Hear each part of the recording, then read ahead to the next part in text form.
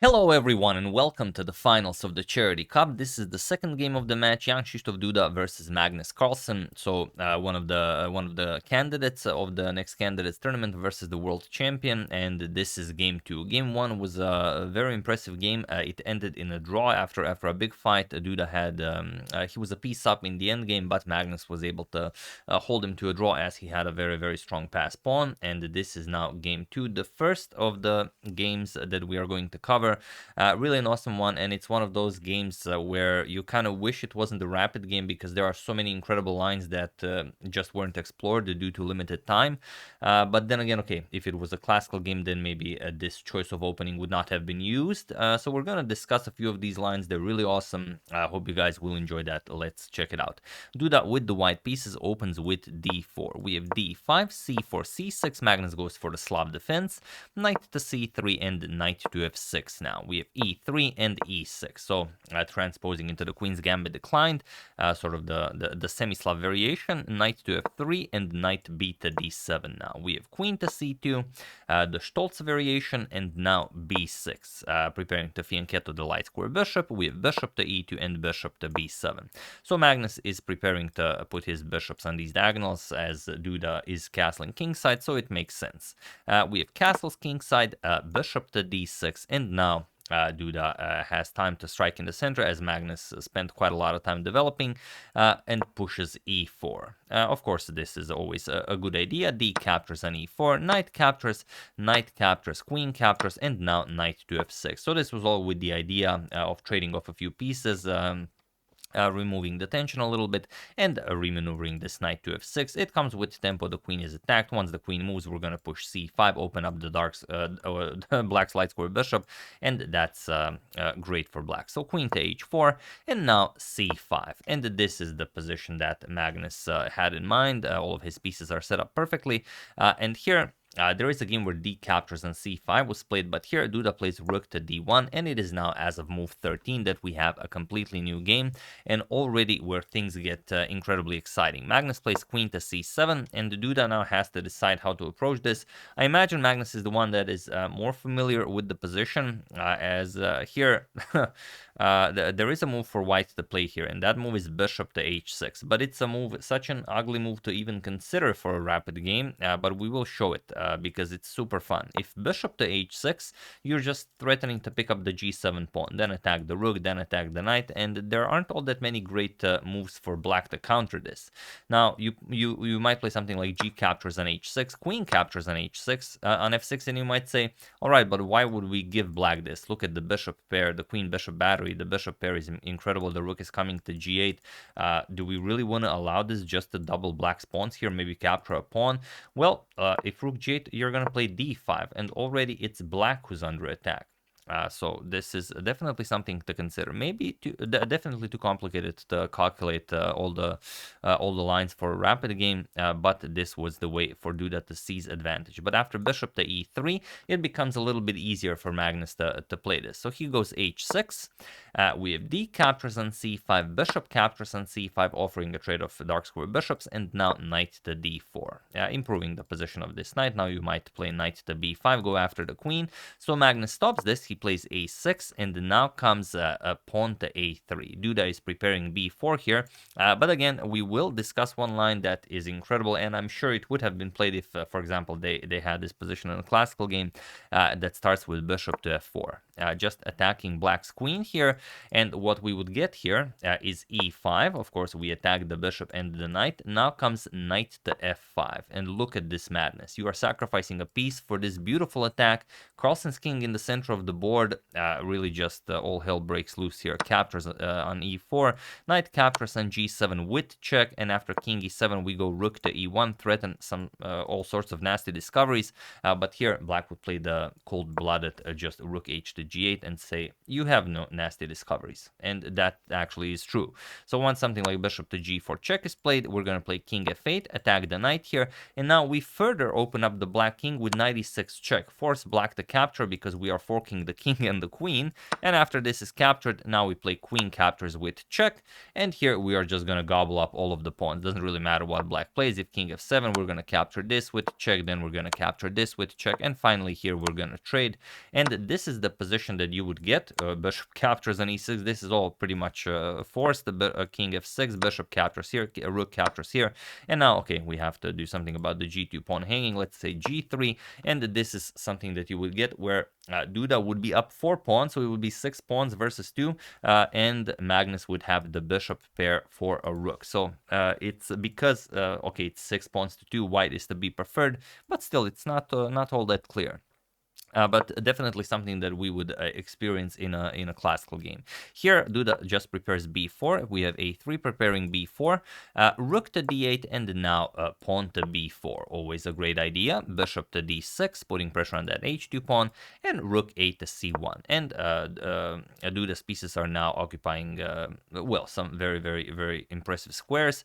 The bishop at some point should come to f3, but for the moment it's useful on e2, not just guarding the c4 pawn, but also adding pressure to the queen side. But at some point, if you could just trade it for this guy, it would be great. So here we have castles by Magnus, knight to b3 now, preparing c5, and here we have bishop to e5 by Magnus. And this is a very important defensive idea, as after the knight moves, you really want your bishop on f6, attacking the queen and guarding your rook here, because if the queen and the rook start working together, that's not going to be great for black. So here c5, we have rook captures on d1, bishop captures on d1, and now rook to d8, and now bishop to e2. Here Magnus is being extremely sneaky, and he offers the b6 pawn for Duda to grab, but if Duda grabs this, then Magnus just gives up the queen. Queen captures on c1, knight captures, and rook captures on d1 is checkmate. Of course, Duda spots this, and after Carlsen's rook to d8, he plays bishop to e2. Now the bishop pair is nicely controlling all of these squares. b5 now, closing the structure, but giving Duda the passed c-pawn. Duda advances it to c6. And again, it's a rapid game.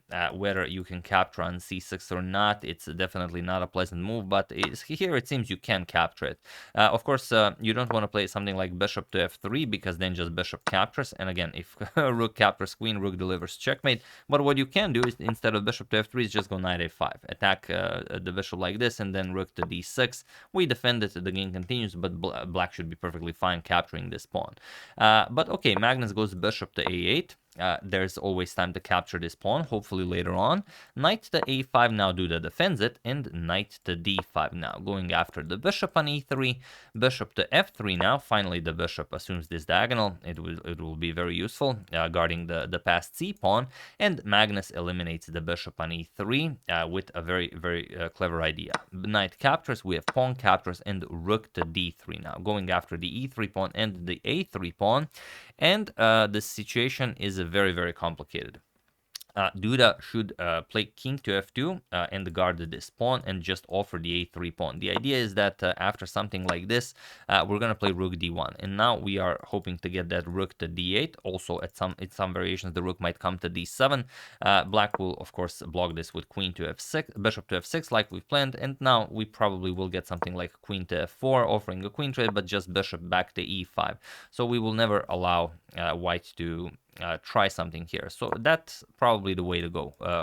Black with king to f2. But here Duda played bishop to e4. He really wanted to force Carlsen's rook away from the d file, to put pressure on. But this will not work.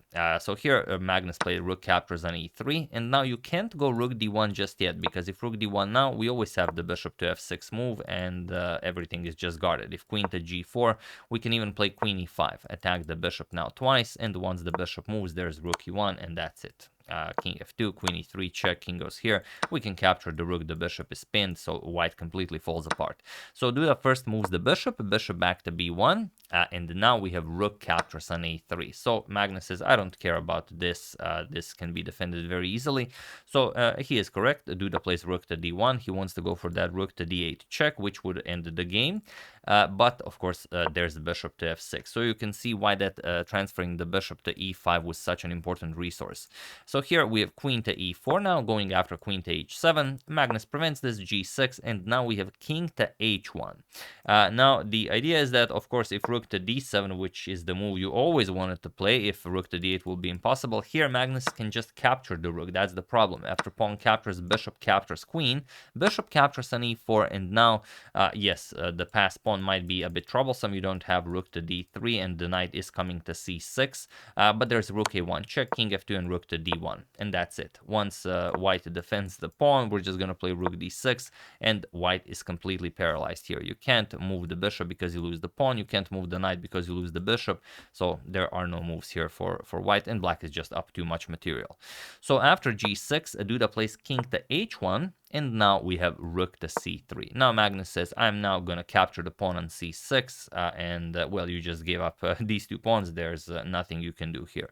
So queen g4, Duda now offers the pawn for some very tricky play with bishop captures on g6, but Magnus doesn't even allow that. He just plays h5, forces the queen away, as the queen can no longer remain on the g file. We have queen back to e2, and here Magnus finally captures on c6 with bishop captures on c6, and he was in this position on move 34 that Jan-Krzysztof Duda resigned the game, as well he is completely out of ammo here. There is nothing to try here. He is down 3 pawns, and there simply isn't a move that white can play. Black is controlling absolutely every aspect of the board, and there's not even a move you can consider for white here to even threaten something. So I think Duda was not very happy at his bishop to e4 idea. But yeah, you can see how complicated the opening was, and Duda could have seized some advantage maybe with that bishop to h6 idea, but as I like to say, unless you have the soul of silicon, you are not playing that move. But really, something definitely to consider, this bishop to h6 move. So really complicated. Again, there was that bishop to f4 idea also that we explored, but this is something reserved for classical chess. But that's why we enjoy Rapid so much. You don't have time to go for the absolute craziest line, and then, well, you go for something else, and then mistakes are made due to time trouble, and then the game just ends by someone winning and not a boring draw. That's kind of what we wanted. So yeah, that's the game. Hope you guys enjoyed it. We're gonna cover at least one more game from the finals between these two gentlemen. I would like to thank Dripper Cyber Club NFT, Blueberry Friends Twitter, Rob, Antonius Sharp Fade, and David Jarnot for contribution to my channel. Thank you a lot. I really appreciate it. As usual, you can check 2 of my previous videos here. Thank you all for watching, and I will see you soon, continuing the coverage of the finals until it ends. So thank you all. I will see you soon, and have an excellent rest of your day.